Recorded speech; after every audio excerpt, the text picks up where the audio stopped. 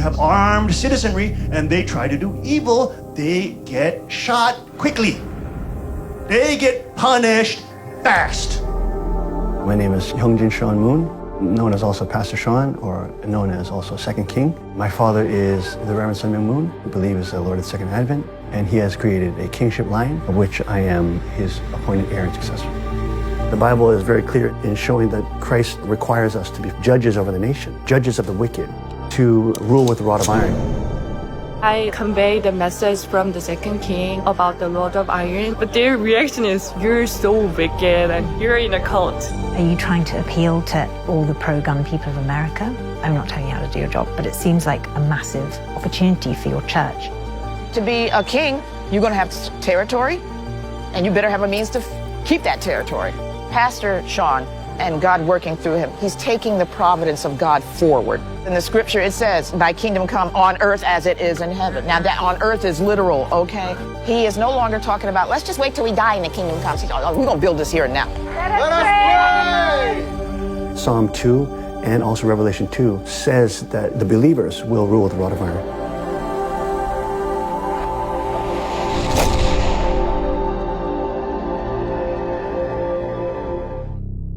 How do you respond to being called a cult?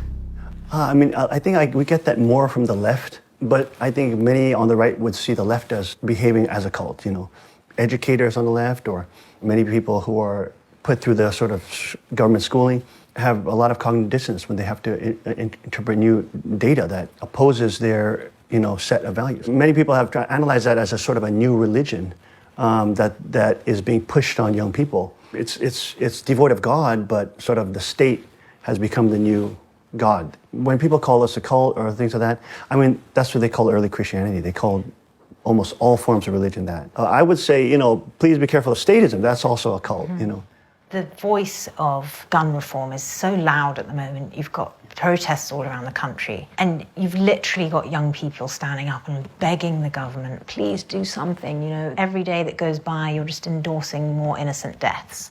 Can you explain how you respond to that? Yes, I think, love God, love your neighbor. If you really love your neighbor, you love the people that are there in the public schools teaching, and the kids that are there going to school. You have to do what needs to be done to protect them. Mm-hmm. The AR-15 gets like this focus and this sort of bad rap, but what if those people in the class could shoot back at the person, at the bad guy? The Bible is very clear in showing that Christ requires us to be, for example, judges over the nation, judges of the wicked, to rule with a rod of iron. People in the kingdom have some roles and responsibilities. They're not like drinking pina colada on a beach or playing harps.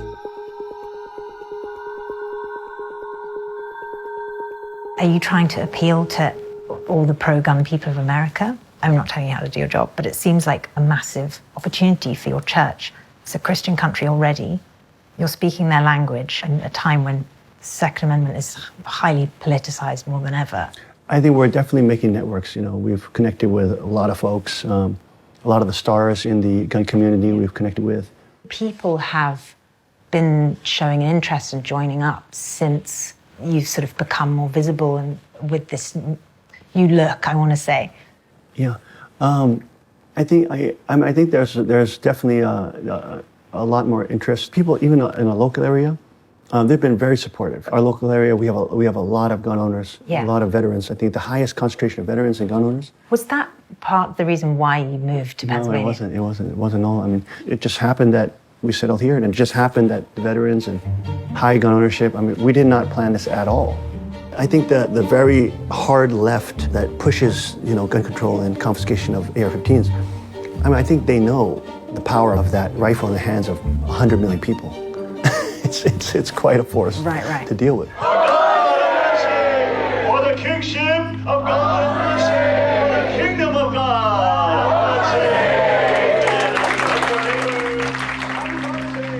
The believers I spoke to throughout the week told me they'd joined the church because they were seeking something. And after meeting Pastor Sean, I can see how the church has provided answers for them. But Pastor Sean's church, while small, has aligned itself with one of the most divisive issues of our time. What that means for their future is anybody's guess. What you're looking at is essentially gun fanaticism and extreme Christian beliefs, and mix those together, and you can see why for a lot of people that could be pretty worrisome.